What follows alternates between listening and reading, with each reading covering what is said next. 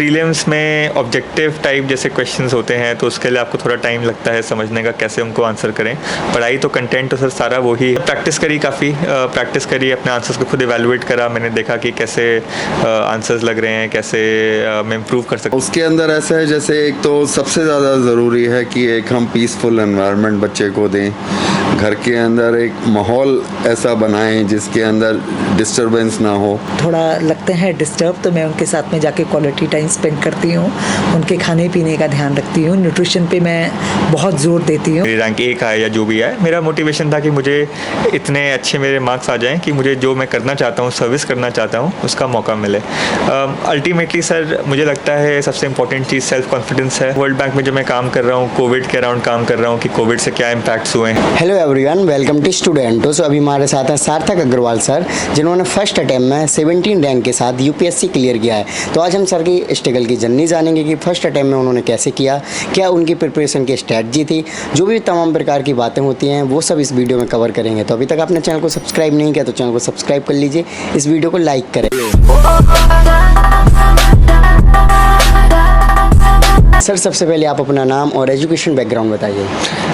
मेरा नाम है सार्थक अग्रवाल और मेरी एजुकेशन सारी इकोनॉमिक्स में ही है। मैंने बैचलर्स इन इकोनॉमिक्स किया Shri Ram college of commerce से दिल्ली से, और उसके बाद मैंने एमफिल इन इकोनॉमिक्स किया ऑक्सफोर्ड यूनिवर्सिटी से। ओके, सो सर ये यूपीएससी जैसे बहुत बड़े एग्जाम्स हो जाते हैं सिविल सर्विस, तो आपको कहाँ से मोटिवेशन आया? आप जैसे कि आप इकोनॉमिक बैकग्राउंड से थे, तो कहाँ से मोटिवेशन आया कि आपको यूपीएससी में जाना चाहिए? मैं कहना चाहूँगा कि ये काफ़ी टाइम के बाद आया, जब जैसे मेरा सब्जेक्ट है इकोनॉमिक्स का, जो सब्जेक्ट है आप जानते ही हैं काफ़ी डेवलपमेंट से रिलेटेड है। तो मुझे लगा कि मैं जो ये काम कर रहा हूँ, मैं जो रिसर्च प्रोड्यूस कर रहा हूँ, वो काफ़ी ज़्यादा यूज़फुल हो सकती है देश के लिए अगर मैं एक्चुअली पॉलिसी मेकिंग में काम करूँ और मैं एक्चुअली इम्प्लीमेंटेशन में काम करूँ। ओके, सो कब से प्रिपरेशन करने स्टार्ट किया आपने यूपीएससी के लिए सर? सर मैंने लास्ट ईयर सिलेबस वगैरह देखना शुरू कर दिया था मार्च अप्रैल 2020 के अराउंड, पर एक्चुअल जो तैयारी मैंने अच्छे से शुरू करी वो आप जून जुलाई अगस्त उस टाइम के अराउंड हुई। ओके, सो सर इसके बारे में बताइए, जैसे कि आप टॉप रैंकर हो और जब आपने फर्स्ट टाइम रिजल्ट देखा और आपका रिएक्शन क्या था उस टाइम पे, फैमिली का क्या रिएक्शन था सर? काफ़ी खुशी थी सर, काफ़ी रिलीफ था। मेरे को काफ़ी अच्छा लगा कि इस बार मैं रैंक अच्छी आ गई। मेरा ओनली पर्पस था कि मेरे को एडमिनिस्ट्रेटिव सर्विसेज में काम करने का मौका मिले, सर्व करने का मौका मिले, क्योंकि रैंक देखकर ये लगा कि अब ये हो सकता है। सर अब आप ये बताइए कि आपने प्रिपरेशन जब स्टार्ट की थी तो उस टाइम पे रिसोर्सेज को कलेक्ट करना कैसे स्टार्ट किया कि अब मुझे ये पढ़ना चाहिए, ये पढ़ना चाहिए? सर इसमें 2 स्टेजेस थे। पहला स्टेज तो था जानने के कि बाकी कैंडिडेट्स ने क्या किया है, जिसकी इंटरनेट से काफ़ी इन्फॉर्मेशन मिल ही जाती है। काफ़ी वेबसाइट्स हैं, कोचिंग इंस्टीट्यूट्स की वेबसाइट्स हैं, टॉपर्स के अपने ब्लॉग्स होते हैं, तो उससे काफ़ी पता लग गया था कि वो लोग क्या कर रहे हैं उन्होंने। सेकेंड स्टेप है कि उसको आप कस्टमाइज़ करें अपने हिसाब से, जो आपके लिए काम करता है। ज़रूरी नहीं है हर चीज़ आपके लिए काम करे, जो मैं कह रहा हूँ ज़रूरी नहीं है आपके लिए काम करे। तो यही इसमें इन दोनों को कंबाइन करके आपको सिलेबस का आइडिया होता है, आपको चीज़ों का आइडिया होता है आपको क्या पढ़ना है, और उसके बाद फिर आप देखते हैं कि आपके लिए क्या बेस्ट अप्रोच है। ओके, सो जैसा कि सभी टॉपर कहते हैं कि एनसीईआरटी सबसे पहले स्टार्ट करनी चाहिए, तो आपने क्या किया सर एनसीईआरटी के लिए? सर एनसीईआरटी मैं भी स्टार्ट मैंने उसी अप्रोच से किया जो मैंने पढ़ा, मैंने सुना, बट लेकिन बहुत जल्दी मैंने रियलाइज़ करा कि ये अप्रोच शायद मेरे लिए काम ना आए, तो मैंने काफ़ी जल्दी स्विच भी करा काफ़ी डिफरेंट किताबों पे, ऑनलाइन काफ़ी रिसर्च करी। क्योंकि मेरा सर सिंपल प्रिंसिपल एक ये है कि आपको अगर अच्छा करना है किसी भी एग्ज़ाम में, इस टाइप के एग्ज़ाम में, तो अनलेस आपको सब्जेक्ट में इंटरेस्ट है, उस सब्जेक्ट के लिए फैसिनेशन है, काफ़ी मुश्किल है उसका कंसेप्चुअल अंडरस्टैंडिंग समझना, सब समझना, सिर्फ इसीलिए कि मुझे क्योंकि एग्ज़ाम में अच्छा करना है। तो वो मुझे लगता है वो सफिशिएंट नहीं होता काफ़ी टाइम तक। तो अगर एनसीईआरटी बुक्स जो काफ़ी बच्चों के लिए ही लिखी होती है एनसीईआरटी किताबें, तो उसमें आपको लगता है कि कुछ कमी है और आप और चीज़ें भी एक्सप्लोर करना चाहते हैं, तो आई वुड से कि आप फ्रीली जाइए और रिसोर्सेज कंसल्ट करिए, अपने इंटरेस्ट के हिसाब से चीज़ें पढ़िए, क्योंकि ये चीज़ें कि पहले आप एनसीईआरटी ख़त्म करें फिर कोई और किताब उठाएं, आई डोंट थिंक ये अप्रोच सबके लिए वैलिड है। राइट, ओके, सो सर आपने 12वीं के टाइम पे ऑल इंडिया टॉप किया था, तो सर उसके बारे में बताइए सर। सर बहुत ही सरियल एक्सपीरियंस था वो वाला। ऑब्वियसली कोई भी एक्सपेक्ट नहीं कर सकता कि ऐसा रिज़ल्ट आएगा आपका। मेरे 99.6% मार्क्स आए थे उस टाइम, जो बिल्कुल अनएक्सपेक्टेड थे। काफ़ी मीडिया अटेंशन भी मिली, काफ़ी ओवरऑल अटेंशन भी मिली उस टाइम में, और काफ़ी सीखने को भी मिला उस एक्सपीरियंस से। वो आपको दिखाता है, वो आपको सेल्फ कॉन्फिडेंस देता है जो आपके साथ काफ़ी सालों तक रहता है, पर लेकिन वो आपको ह्यूमिलिटी भी सिखाता है। वो आपको सिखाता है कि लाइफ में आप अच्छा भी करेंगे, आप ख़राब भी करेंगे। मुझे लगता है और इसका ये बहुत अच्छा इससे फ़ायदा हुआ मुझे कि जो पूरा मीडिया ग्लेयर था मेरे ऊपर, जो इतना अटेंशन मिला मुझे, उसने मुझे काफ़ी हद तक सिखाया ये कि आप मीडिया को कैसे फेस कर सकते हैं, मीडिया से कैसे बातचीत कर सकते हैं। तो वो एक्सपीरियंस मुझे आज फिर से वैल्यूबल लग रहा है। ओके, सो कहीं ना कहीं आपको ऐसा नहीं लगा कि अब मेरे तो इतने अच्छे मार्क्स आ रखे हैं और मैं टॉपर बन रखा हूँ, तो अब मुझे थोड़ा बहुत इंजॉय भी करना चाहिए पढ़ाई को हटकर, तो कहीं मन भटकाव तो नहीं हुआ सर? मुझे लगता है ये ज़रूरी नहीं है कि भटकाव ही हो। एंजॉयमेंट करना लाइफ का अल्टीमेट पर्पस मुझे लगता है कि काफ़ी हद तक ये है कि आप एंजॉय करो अपनी लाइफ, अपने दोस्तों के साथ, अपनी फैमिली के साथ। और मैंने भी कॉलेज में काफ़ी हद तक वो किया। But beyond the point of time आप ये भी सोचते हो कि आपकी लाइफ में क्या एस्पिरेशंस हैं, क्या आप करना चाहते हो, क्या आप सोसाइटी को कंट्रीब्यूट करना चाहते हो। फिर कभी वो स्टेज आता है जब आप अपने काम में ही इतना एंजॉय करते हो कि आपको लगता है वही एक एंजॉयमेंट है, वही एक सर्विस है, और उसके साथ ही साथ आपकी जो हॉबीज़ हैं, आपके जो इंटरेस्ट हैं, दोस्तों से मिलना, वो सब भी जारी रहते हैं। ओके, सो सर जब आप प्रिपरेशन में आए थे, जैसे कि अभी आपने बताया था कि आप इकोनॉमी के फील्ड में ज़्यादा डेवलपमेंट के काम करना चाहते हो, तो रिजल्ट के बाद कहीं ऐसा तो नहीं अब मुझे अपने गोल को लेकर चेंज हो जाना चाहिए, अब मुझे इन्जॉय मतलब को जॉब तो हो ही गई है, ठीक है, अब ऑफिस जाना है, जॉब करना है, या फिर जो गोल थे कि मुझे ये डेवलपमेंट करनी है, समाज में जाके चेंजेस करने हैं, तो हैं अभी? बिल्कुल सर, मुझे लगता है कि वो गोल हैं, और वो गोल और भी स्ट्रेंथन हो गए हैं। इन सब लोगों से इतना मेरे को पॉजिटिव फीडबैक मिला है। सब लोगों ने मेरी बहुत तारीफ़ करी है। लोगों ने कहा है कि मेरे में काफ़ी पोटेंशियल है देश को सर्व करने का। इससे बड़ी कोई चीज़ नहीं हो सकती मेरे लिए, अगर मैं थोड़ा सा भी डिफरेंस ला पाऊँ अपने काम के द्वारा, अपनी नॉलेज के द्वारा, अपनी एक्सपीरियंस के द्वारा, तो इससे बेहतर मुझे लगता नहीं मेरे एक्सपीरियंस का कोई यूज़ हो सकता है। ओके, सो कभी सर आपको ऐसा देखने को तो नहीं मिला कि किसी ने बोला हो कि कौन सा यूपीएससी निकाल लिया, 12वीं तो टॉप किया, ऐसा कुछ था कि हाँ देखते हैं गवर्नमेंट एग्ज़ाम कैसे निकालता है? सर ऑन द कॉन्ट्री मेरा एक्सपीरियंस काफ़ी डिफरेंट था। तो लाइफ में दो टाइप के प्रेशर्स होते हैं। एक टाइप का प्रेशर तब आता है जब आपको कोई भी आप पर ट्रस्ट नहीं करता, आपको डाउट करता है, तो आपको उनको एक हद तक होता है कि आपको उनको रॉन्ग प्रूफ करना है। दूसरा प्रेशर जो होता है वो दो आप काफ़ी फॉर्चुनेट होते हो अगर आपको मिलता है, वो होता है कि सब लोग इमेजिन करते हैं कि आपने अगर कहीं अच्छा किया है तो आप हर चीज़ में अच्छा करेंगे ही करेंगे, जिसके कोई ज़रूरी नहीं है वो चीज़ होना। But back of the mind मेरे को हमेशा ये था, सबने जिस दिन से उनको पता लगा कि मैं तैयारी कर रहा हूँ, सब लोग कहते थे कि आपके लिए तो बहुत आसान होगा। हर एक जर्नी अलग जर्नी है, डिफरेंट चैलेंजेस हैं। मुझे अच्छा लगा कि मैंने इसमें अच्छा किया, बट किसी और के लिए नहीं, सिर्फ अपने और अपनी फैमिली के लिए, कि जो मेरा गोल था, जो मेरी एम्बिशंस थी, उनके लिए मैंने काम किया। ओके, सो सर प्रीलिम्स की जर्नी के बारे में बताइए कि प्रीलिम्स की तैयारी आपने कैसे की? सर प्रीलिम्स में ऑब्जेक्टिव टाइप जैसे क्वेश्चंस होते हैं, तो उसके लिए आपको थोड़ा टाइम लगता है समझने का कैसे उनको आंसर करें।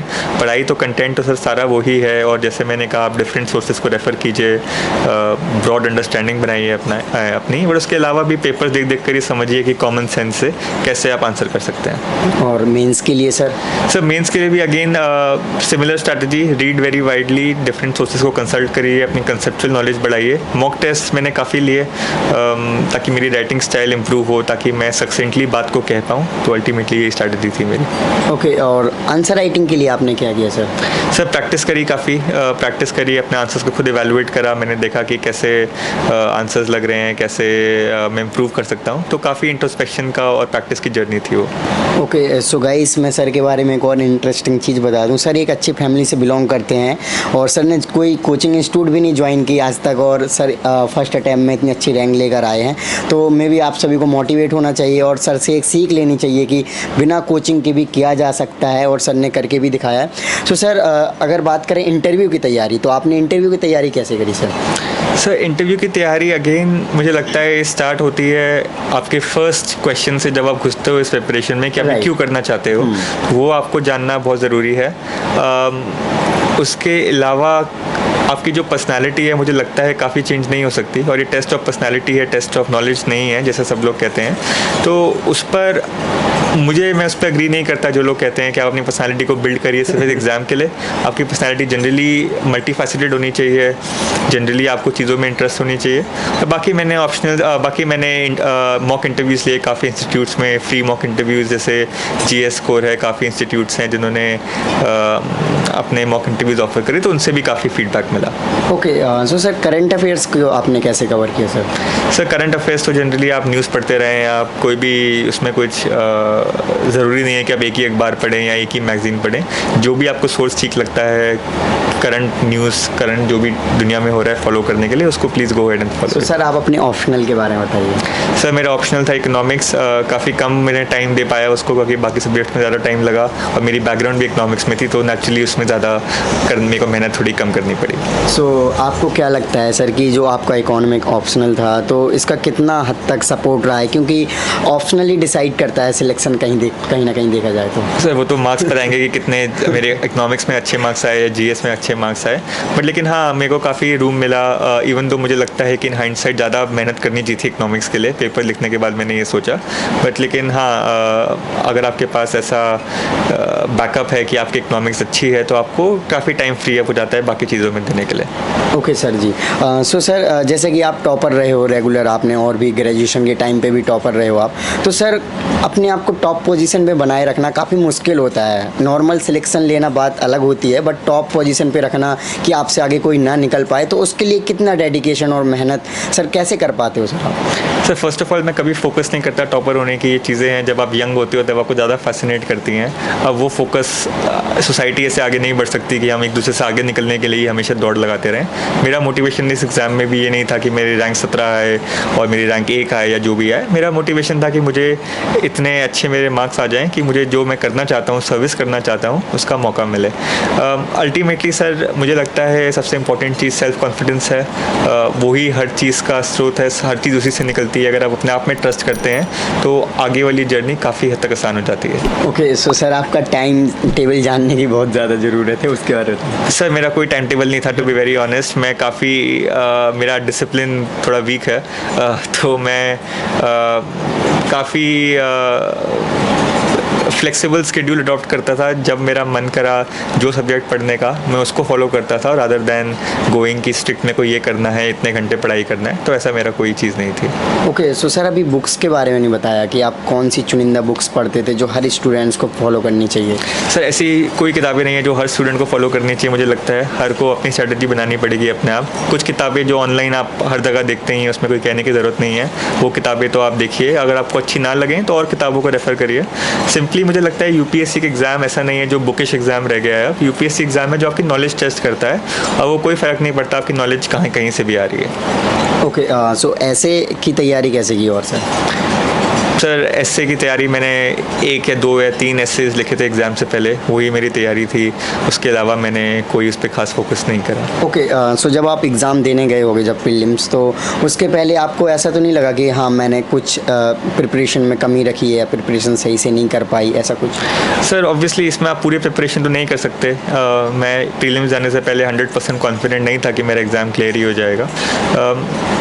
तो सर काफ़ी हद तक उस दिन में निर्भर करता है आपका पेपर कैसा आया, और एग्ज़ाम का भी मुझे लगता है शॉर्टफॉल है कि वो काफ़ी मैटर करता है उस दिन आपने कितना अच्छा करा और कितने ऑप्शंस आप रूल आउट कर पाए। ओके, सो आप वर्ल्ड बैंक में भी जॉब करते हो सर, तो जॉब के साथ आप स्टडी भी कर रहे हो, और उसको कैसे मैनेज किया फिर? सर काफ़ी इंटरेस्टिंग लगता है मेरे को वर्ल्ड बैंक में जो मैं काम कर रहा हूँ, कोविड के अराउंड काम कर रहा हूँ कि कोविड से क्या इम्पैक्ट्स हुए हैं, उस पर रिसर्च कर रहा हूँ ताकि वर्ल्ड बैंक अपने लोन पोर्टफोलियो से कंट्रीज़ की मदद कर पाए। सर हर कैंडिडेट को अपना डिसीजन लेना पड़ेगा कि वो पढ़ाई के साथ क्या कर सकते हैं, क्या नहीं कर सकते। तो इसमें मैं किसी और को कुछ काउंसिल नहीं करना चाहूँगा, बस इतना कहना चाहूँगा कि इसमें इन्वेस्ट करिए कि आपके लिए क्या वर्क होता है, आपकी क्या स्ट्रेंथ्स एंड वीकनेसेस हैं। बाकी लोग कुछ भी कहेंगे, मेरे जैसे लोग काफ़ी बोल सकते हैं चीज़ें, बट उसका इतनी मैटर नहीं करता जितनी आपकी सोच मैटर करती है। राइट, ये बात तो है सर। बट आपके नज़रिए से देखा जाए तो क्या यूपीएससी की जर्नी में, जैसे कि आप जॉब कर रहे हो, कोई और स्टूडेंट्स होंगे जो अदर प्रोफेशन को फॉलो कर सकते हैं, तो आपके अकॉर्डिंग सही है या फिर सिर्फ यूपीएससी की तैयारी करनी चाहिए?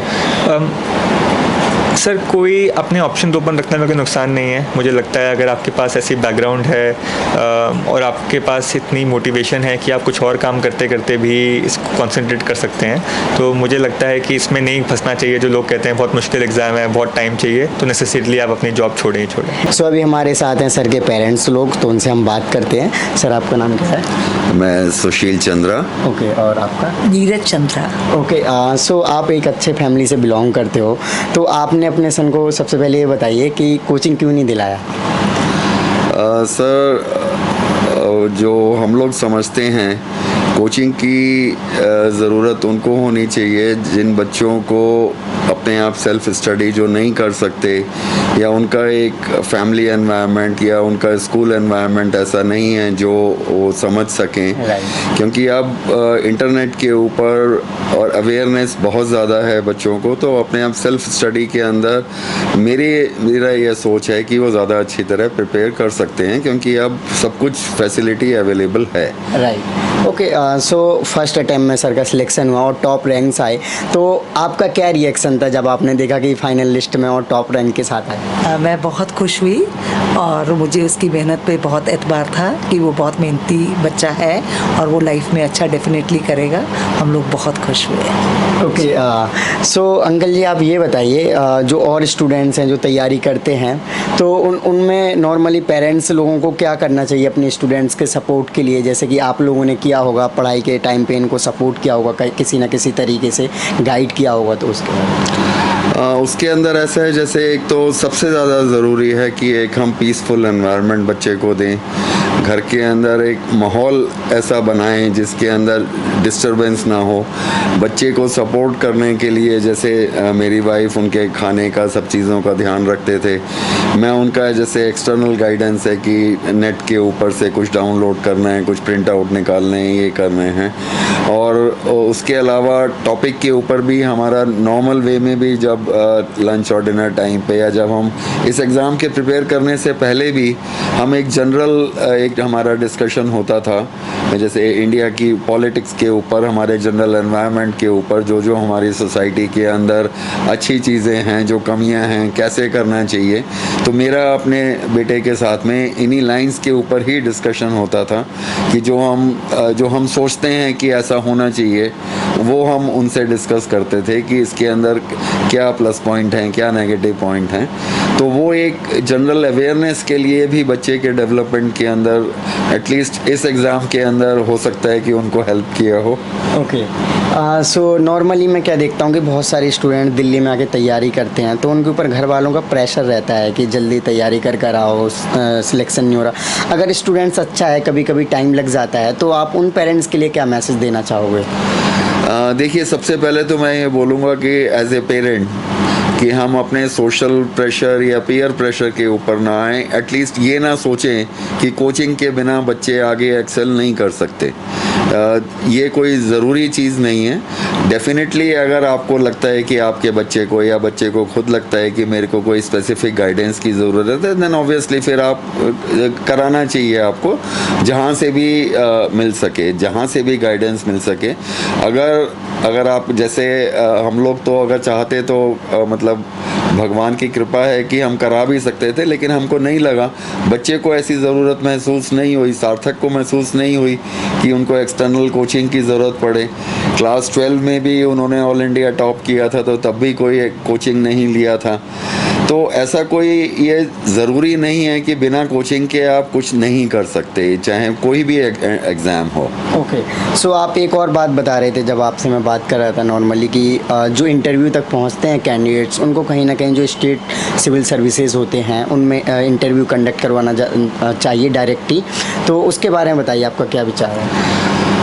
देखिए, अब जैसे 2000 बच्चों ने, करीब 2000 बच्चों ने ये इंटरव्यू में आए थे वो, और उसमें से शायद 700-800 बच्चे फाइनल सिलेक्शन हुआ है उनका। तो बाकी भी जो 1100-1200 बच्चे हैं उन्होंने भी प्रीलिम क्लियर किया, मेंस क्लियर किया, वो लोग भी 1 साल से प्रिपेयर करके आ रहे हैं, और एटलीस्ट उन्होंने जो बेसिक क्वालिफिकेशन है, अब इंटरव्यू में उनका नहीं हो पाया तो थोड़ा सा दुख वाली बात है। लेकिन जब इतना इतना प्रिपेयर करने के बाद में इतने स्टेप उन्होंने क्लियर कर लिए हैं, तो मेरा ये मानना है कि जो प्रादेशिक सिविल सर्विसेज होती हैं डिफरेंट स्टेट्स की, उनको ये इनिशिएटिव लेना चाहिए, उनको ये स्टेप लेना चाहिए कि वो दोबारा से सारा का सारा एग्ज़ाम लेने की जगह, रिटन एग्ज़ाम लेने की जगह, जो बच्चे ये 1100 बच्चे हैं या जो भी बच्चे इसके अंदर 2000 हैं, उन बच्चों को वो अपना डायरेक्ट इंटरव्यू लेके या कोई भी प्रोसीजर लेके, उनको ये नहीं कहा जाए कि दोबारा से वो एग्ज़ाम वहाँ पर दें और फिर उनका प्रादेशिक सर्विसेज में सिलेक्शन हो। तो ये एक मेरा एक छोटा सा सजेशन कह लीजिए, एक ख्वाहिश कह लीजिए कि उन बच्चों ने इतनी मेहनत करी है, वो इंटरव्यू तक पहुँचे हैं, अब किसी ना किसी वजह से अगर वो उस लिस्ट में नहीं आ पाए तो एटलीस्ट उनको एक मौका डायरेक्ट अटैम्प्ट के अंदर प्रादेशिक सर्विसेज के अंदर मिलना चाहिए। ओके, सो एक माँ होने के नाते आप एक चीज़ बताइए, हर माँ होती है दुनिया की, कोई भी माँ हो, हमेशा अपने बच्चे के लिए मोटिवेशन का काम करते हैं और हमेशा सपोर्ट करते हैं, चाहे बच्चा कभी गलत भी कर दे फ्री पे समझाते हैं और उसको कैसे भी। तो आप ऐसी कोई बात जो अपने बच्चे को हमेशा बोलते हो और जिससे वो मोटिवेट रहते होंगे? हाँ, मुझसे जब भी वो थोड़ा लगते हैं डिस्टर्ब, तो मैं उनके साथ में जाके क्वालिटी टाइम स्पेंड करती हूँ, उनके खाने पीने का ध्यान रखती हूँ, न्यूट्रिशन पे मैं बहुत ज़ोर देती हूँ और फिर कुछ ऐसी एक्टिविटीज़ साथ में करते हैं जिससे वो थोड़ा रिलैक्स हो जाते हैं। So okay, thank you so much. Thank you sir, जो नए स्टूडेंट्स हैं जो यूपीएससी की जर्नी में आना चाहते हैं, खासतौर पर बहुत सारे स्टूडेंट रूरल बैकग्राउंड से आते हैं जिनको ज़्यादा इन्फॉर्मेशन नहीं होती है, तो उनके बारे में आपका क्या मैसेज रहेगा sir?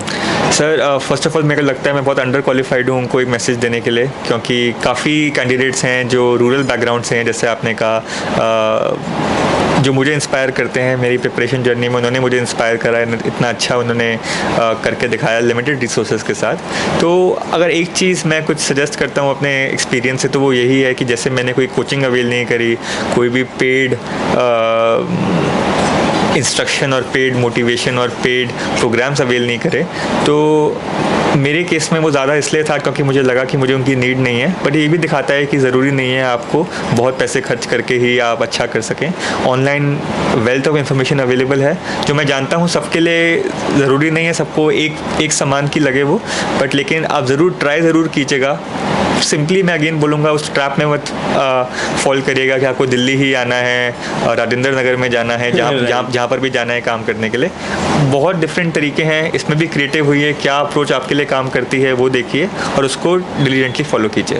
Okay, so thank you so much sir for your lovely message. Thanks. So guys, आपने देखा कि सर ने अपनी जर्नी को आपके साथ डिटेल में शेयर किया। सो आई होप कि आप इनकी जर्नी से मोटिवेट हुए होंगे।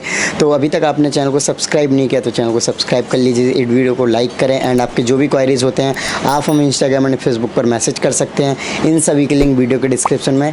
जय हिंद।